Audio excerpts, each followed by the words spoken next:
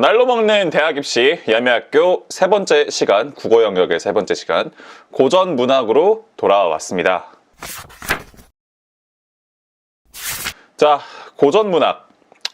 제가 인트로 시간 때 뭐라고 했는지 기억나시나요? 그 고전 문학은 통밥으로 밀어붙인다. 제가 좀 비속어를 좀 많이 쓸 거예요, 오늘따라. 이게 무슨 소리냐?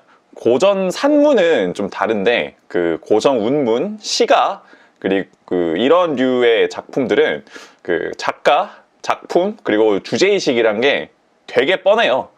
즉 한마디로 뭐다? 좀 다시 말해서 나온 놈이 맨날 다시 나온다.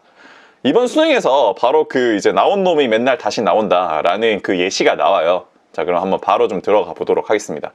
또 이제 오늘 영상에서는 제가 들어가기 전에 좀 경고를 드릴게요. 오늘은 비속어가 좀 나올 수 있어요. 그래서 그 이유가 뭐냐? 제가 좀 본능적으로 혐오하는 인간이 하나 있거든요.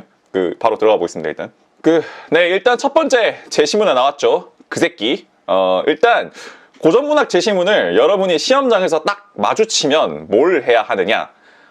제시문을 줄줄 다 읽고 문제를 풀지 말라는 원칙은 여기서도 그대로 적용이 됩니다, 여러분들. 다시 한번 말씀드리지만 국어 영역 풀 때 제발 그 어떤 상황에서든지 제시문 다 읽고 문제풀이 하지 마세요. 다만 근데 이제 고전문학 지문을 보면 한 가지 체크를 해야 하는 건 있어요. 바로 뭐냐? 작가랑 작품명은 꼭 한번 보고 그 다음에 문제로 넘어갈 필요가 있습니다. 왜냐? 방금 이제 첫 장면에서 말씀드렸죠. 나온 게 또 나온다 라고. 정확히 말씀드리면 이제 님들이 문제집을 여러 개 풀 거 아니에요. EBS든지 아니면 시중에 나와 있는 여러 가지 문제집들이 있을 텐데 거기서 본 게 한 번쯤 이제 다시 또 나온다. 한 번쯤 본 게 다시 나온다. 이게 굉장히 큰 힌트가 되어 줄 겁니다. 그리고 이제 전반적으로 봤을 때 이제 이 고전 문학, 특히 이제 고전 문문에 있어서 주제 의식이란 게 정말 손가락에 꼽을 정도로 한정이 돼 있어요. 그래서 작품의 디테일은 몰라도 대충 이해하고 넘어가는데 큰 도움이 됩니다. 근데 다만 이제 공부를 좀 덜 해가지고 나 잘 모르겠다. 이름은 들어봤는데 아니면 대충 보긴 했는데 이게 뭔지 모른다. 그럼 네 책임. 오케이. Shut up and sit down. 작품 확인부터 먼저 한번 들어가 보죠. 자, 가를 보십시오. 가. 정철 3.2인곡.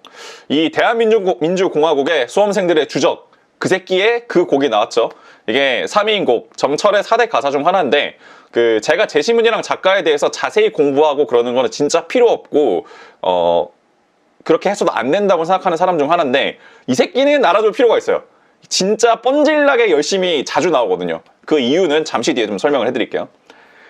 자, 그러면 이제 오늘의 제시문 설명은 순서를 제가 미리 말씀드리겠습니다. 어떻게 진행할 거냐? 먼저 일단 문제를 늘 하듯이 먼저 문제를 싹 한번 훑고 우리가 늘 그렇듯이 막간 상식 코너로 이 정철이란 인간에 대해서 정말 짧게 한번 말씀을 드리고 넘어갈게요. 그 정도로 좀 중요한 인물이고 이게 역사적으로 중요한 인물이란 게 아니라 국어 영역 공부하는 이 수험생들 입장에서 중요하다는 의미예요.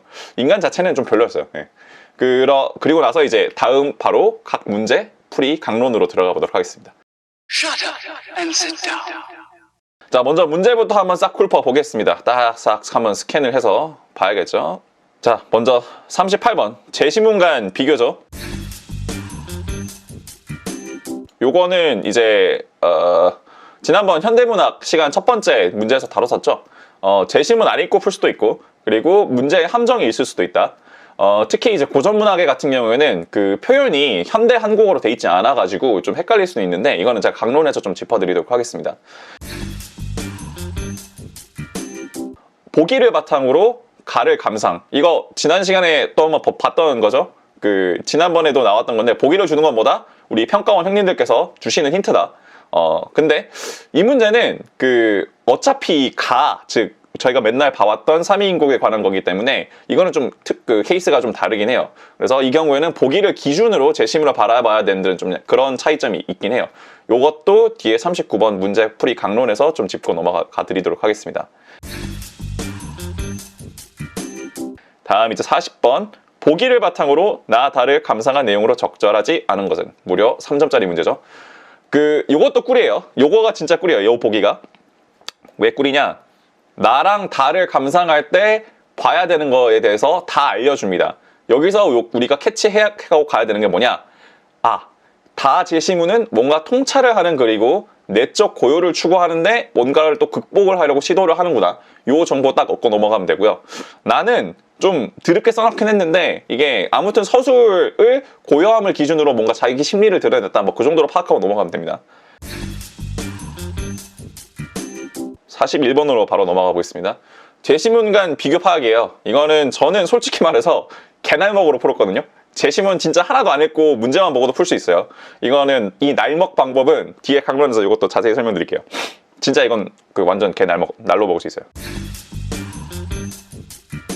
다음 이제 42번 팩트체크 문제. 이거는 시간이 좀 걸리지만 확실하게 그 점수를 얻어갈 수 있는 문제. 대입해서 틀린 거 바로 찾아내면 되죠. 자, 그러면 이제 저희가 몇 번이니? 38번부터 42번 문제까지 쭉 스캔하면서 얻은 정보가 뭐예요? 가에서 화자는 그 위에 이제 39번 보기 그리고 40번 보기 여기를 통해서 우리가 얻은 정보가 뭐예요? 가는 화자가 뭔가 심리적으로 좀 힘들다. 특히 그 이제 가 부분에서는 화자가 뭔가 이 현실에 대해서 지금 현실에 대해서 뭔가 불만인데 그 자기가 뭔가 사모하는 인물에 대해서 좀 그 만나지 못하고 하여튼 그런 심리가 있다라는 문제가 있는데 솔직히 이거는 그 3인국 자체를 달달 파악하고 있으면 솔직히 그 크게 문제 없이 파악하고 넘어갈 수 있는 부분이에요. 그리고 다음 이제 두 번째로 취득한 정보 바로 위에 40번 보기에서 저희가 취득한 정보가 있죠. 나라는 거는 뭔가 신경을 드러낸 제시문이다. 고요함을 기준으로. 그리고 다 제시문은 통찰을 하면서 뭔가 고요를 추구하고 뭔가 극복을 시도를 하려는 글이다. 자, 요 정보를 머릿속에 이제 넣고 38번 문제를 풀어 가보기 전에 제가 아까 말씀드렸다시피 이제 정철이란 인간에 대해서 짧게 얘기를 해드린다고 했죠. 그래서 짧게, 진짜 짧게 한번 보고 넘어가 보도록 하겠습니다. Shut up and sit down. 요 분이 정철님이세요. 이 어떻게 생긴지 궁금했죠? 이렇게 생기셨습니다. 뭐 이렇게 정확히 이렇게 생긴 건 아니고 이제 그림인데 우리 출처는 킹무위키에서 따왔고요. 아, 우리 철 형님 국어 영역을 공부함에 있어서 정철 작품에 대해서 기억해야 될 거는 딱 하나예요. 요 제가 크게 써놨죠. 헤어진 님에 대한 그리움. 이 사람의 이 작품의 전반에 그 녹아있는 어떤 의식, 그 주제의식 같은 게 바로 요 키워드로 정리가 돼요. 그럼 이 사람이 왜 연애편지 같은 가사를 썼느냐? 사실 이거 헤어진 연인에 대한 얘기가 아니에요. 분명히 그 이제 국어 시간에 관동별곡에 대해서 한 번쯤은 배웠거나 들어봤을 텐데 이 정철이란 사람이 그리움을 발산하는 대상은 헤어진 여자에 대한 게 아니라 왕에 대한 거예요. 그 말년에 자기가 일을 못해서 잘렸거든요, 이 사람이. 그리고 유배를 갔어요. 유배 가서 심지어 굶어 죽었어요, 이 사람이. 일을 드럽게 못한 수준이 아니라 완전 트롤급의 개트롤급 트롤링을 했는데 자세한 내용은 그 관심 있으신 분은 우리 위키를 참조해 주시면 될 것 같고요. 아무튼 이제 잘려서 유배를 갔으면 복직이 하고 싶잖아. 그래서 왕한테 님 한 번만 봐주세요. 앞으로 잘하겠습니다. 이런 정서로 이 모든 글들을 썼어요. 그래서 근데 이 사람이 쓴 4대 가사, 이 관동별곡, 삼위인곡, 송미인곡, 성산별곡, 요게 그래서 도대체 왜 중요하냐? 이 사람의 작품이 왜 계속 나오냐? 바로 그 이유가 뭐냐면 조선시대에 쓰인 작품들 중에 흔치 않은 언문 고전 문학이라서 그래요.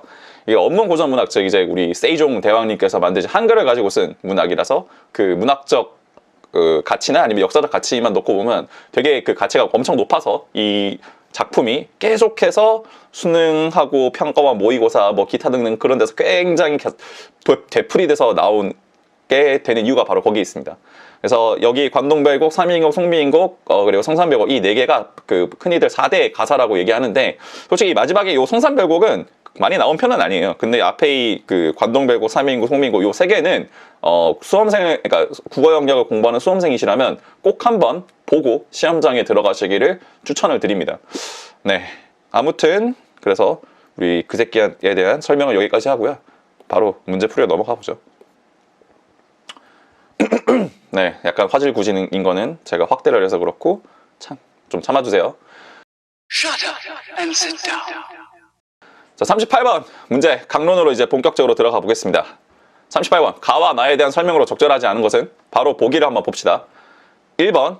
가의 노여와 나의 다라는 수식어는 모두 임에 대한 원망의 정서를 강조하기 위해서 사용된 것이다.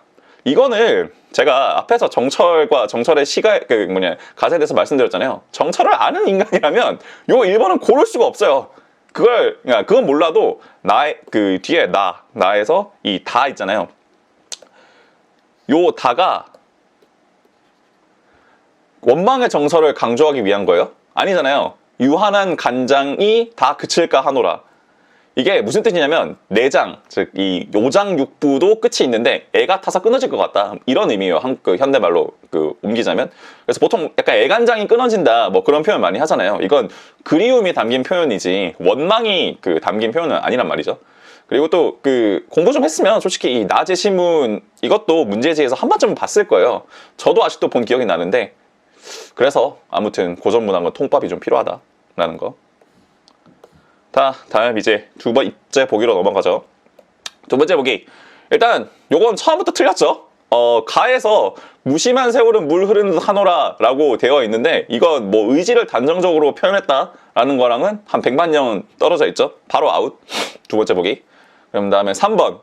요거는 의인화에서 틀렸죠. 의인화가 어디 돼 있어요? 이게 두 가지 표현을 보면 그냥 사물에 대해서 자신의 마음을 투영한다 정도지 요거는 의인화는 아니다 라는 거. 그래서 아웃됐다. 자, 다음 4번 보기. 가의 무사일고 하여튼 뭐 읽는 방법도 특이해. 그리고 나의 무스일고 무슨 일이고 는 모두 뜻밖의 대상과 마주하게 된 반가움을 영탄적 어조로 표현한 것이다. 완전 틀렸어요. 이게 나가 그리움을 가진 대상이랑 못 만났어요, 애초에. 그래서 기쁠 일이 없어. 밖에 소리가 나서 창문을 열어봤더니 낙엽만 겁나 떨어지고 그리운 님은 안 온다고 표현을 하는 내용인데 여기서 어떻게 그리운 님을 만나서 반가움을 표현하겠어요. 그러니까 이건 반가움이 없죠. 그래서 4번이 또 바로 틀렸습니다. 자, 다음 5번 보기. 가의 님이신가 나의 님이신가는 모두 임을 만나고 싶은 간절함을 독백적 어조로 드러낸 것이다. 너무 맞죠? 고민할 필요도 없이 5번 정답 체크하고 넘어가시면 되겠습니다. Shut up and sit down. 39번 문제. 보기를 보고 가를 감상으로 적절하지 않은 것을 고르시오. 저는 이거는 솔직히 보고 풀면서 좀 헷갈릴 수 있다고 저는 개인적으로 생각을 했어요.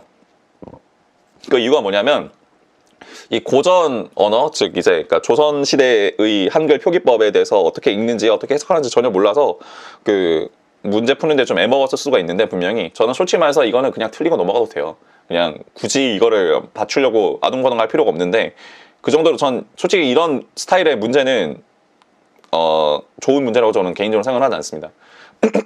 아무튼 이거는 적절치 않은 거니까 일단 정답 보기만 좀 짚고 넘어갈게요. 자, 5번. 염량이 가는 듯 고텨 온다는 인식에서 임과의 관계 단절에 대한 절망감으로 인해 지상의 물리적 시간이 심리적으로 지연되어 나타나고 있음을 알 수 있겠어.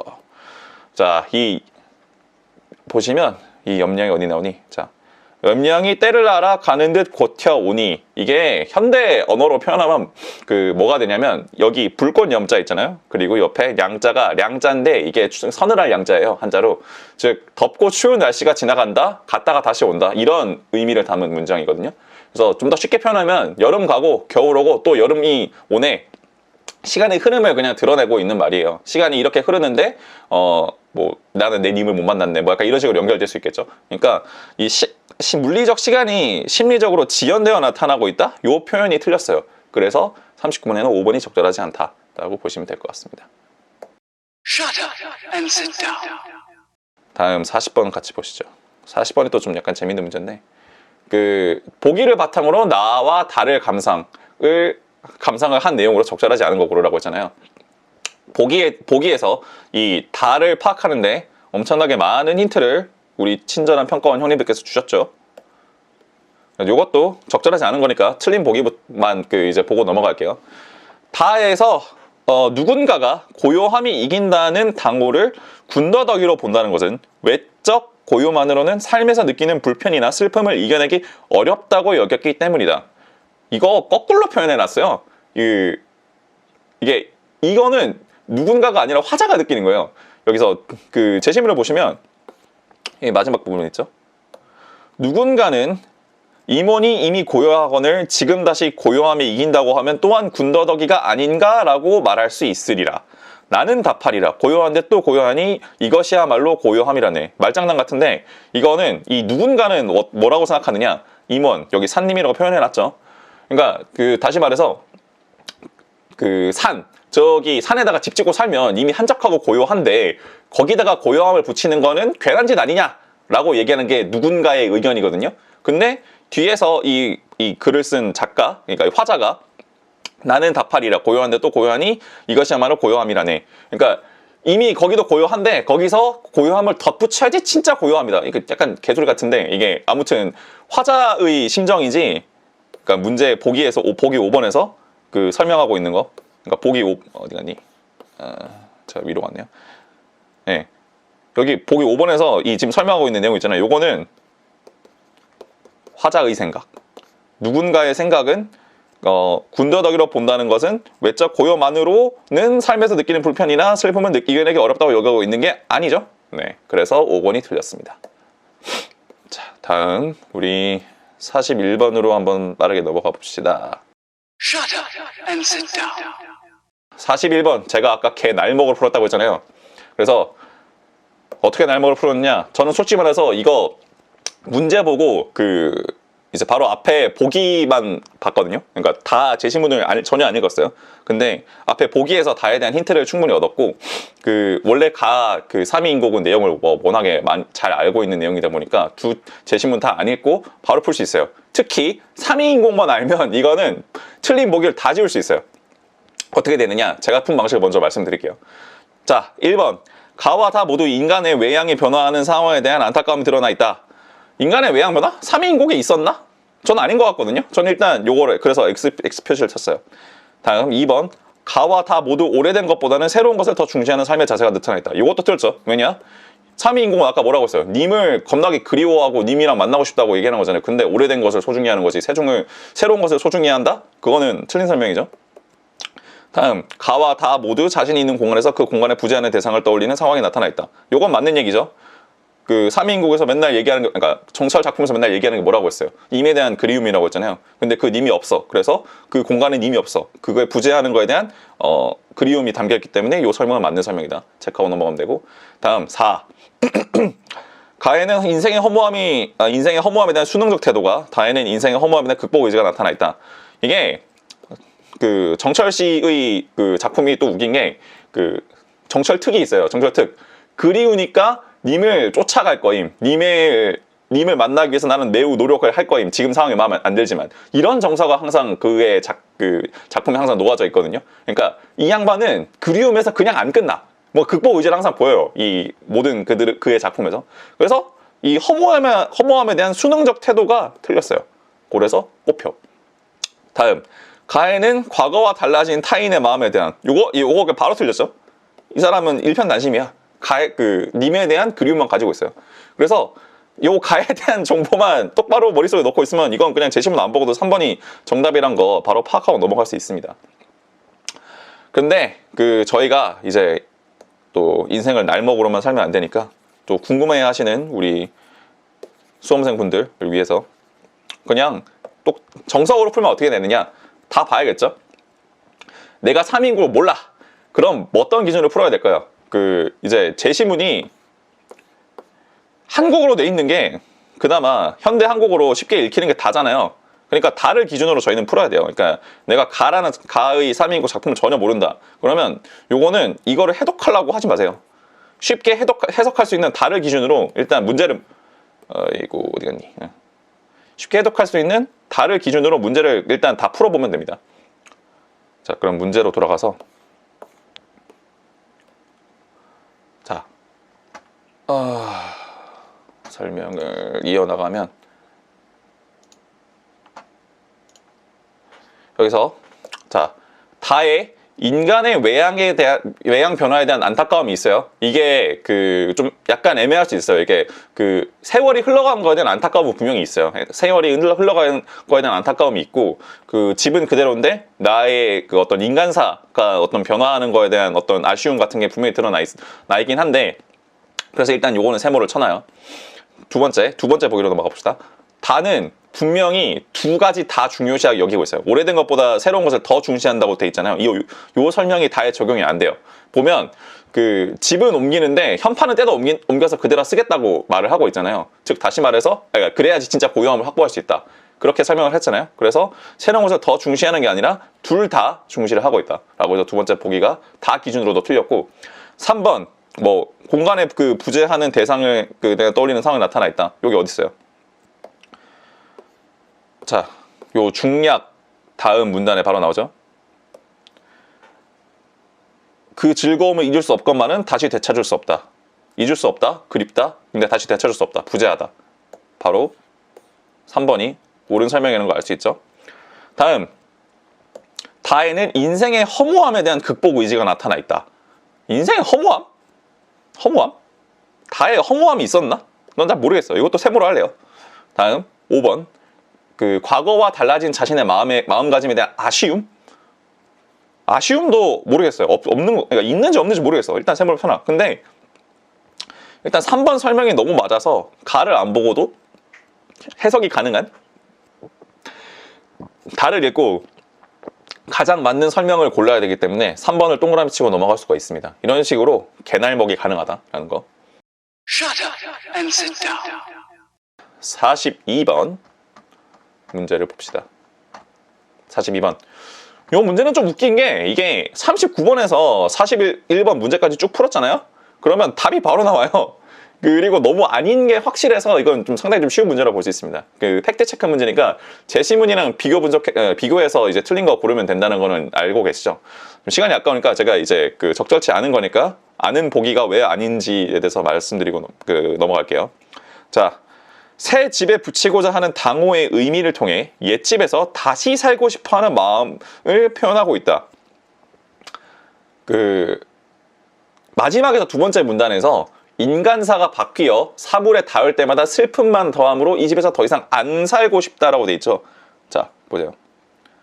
그렇지만 인간사가 벌써 바뀌어 사물에 닿을 때마다 슬픔만 더함으로 이 집에 다시 살고 싶지는 않다. 근데 3번 보기에 뭐라고 했어요? 옛집에서 다시 살고 싶어하는 마음을 표현하고 있다. 바로 X. 적절하지 않은 거 3번 바로 체크가 가능합니다. Shut up and sit down. 자, 여러분들, 고전문학 이 제시문을 보면 흔히 말하는 뇌정지가 와요. 이거 뭐 나, 가, 현대 그 한국어로 안 쓰였으니까 일단 읽지를 못해요. 읽지를 못하는데 문제를 어떻게 푸냐고 물어보시면 저는 이렇게 답할 거예요. 늘 그렇듯이 여러분들 제시문을 읽을 필요가 없습니다 라고.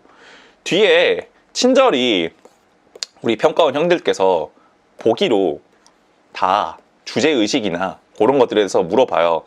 그러니까 이 39번 문제가 제가 아까 별로 제 마음에 안 드는 문제라고 말을 했던 이유가 뭐냐면, 이거는 어느 정도 이 그 고전에서 쓰였던 표현들에 대해서 알고 있어야지 이거를 풀 수가 있는데, 솔직히 3인국 정도면 수험생이라면 한 번쯤은 다 공부를 했던 그런 내용일 거라고 가정을 하고 이런 문제를 냈다고 생각을 해요, 저는. 그래서 뭐 이거 정도는 인정하고 넘어갈 수 있는데, 어쨌든 중요한 건 뭐냐 여러분이 이 고전문학이라는 제시문을 보고 뇌정지가 전혀 올 필요가 없다. 또다시 말씀드리지만 문제를 보고 문제에서 제시해주는 보기를 보고 그 전반적인 이 제시문간의 연합, 이 제시문 전체가 가나 다가 다루고 있는 내용에 대해서 뭔가 파악할 수 있는 여지를 분명히 주기 때문에 평가원 문제, 즉 그러니까 수능 문제에서는 그 두려워하지 마시고 문제풀이에 좀 집중을 해서 각각 문제풀이를 어떻게 하는지에 대해서 제가 말씀드린 방식을 따라서 같이 문제를 한번 잘 풀어 나가 보면 될 것 같습니다. 자, 오늘 이제 고전문학 그 이제 웃는 파트 다 오늘로써 이제 수능 2021 해설을 끝났는데요. 자, 다음 이제 시간에는 비문학 파트 1부로 돌아오겠습니다. 비문학은 좀 다루어야 하는 내용이 되게 많기 때문에 파트를 좀 쪼개서 설명을 드리려고 하고, 그래서 제시문 하나 가지고 일단 먼저 여러분께 비문학의 접근법에 대해서 좀 더 자세히 나누어서 설명을 드리도록 하겠습니다. 그러면 또 봅시다잉. 수고영.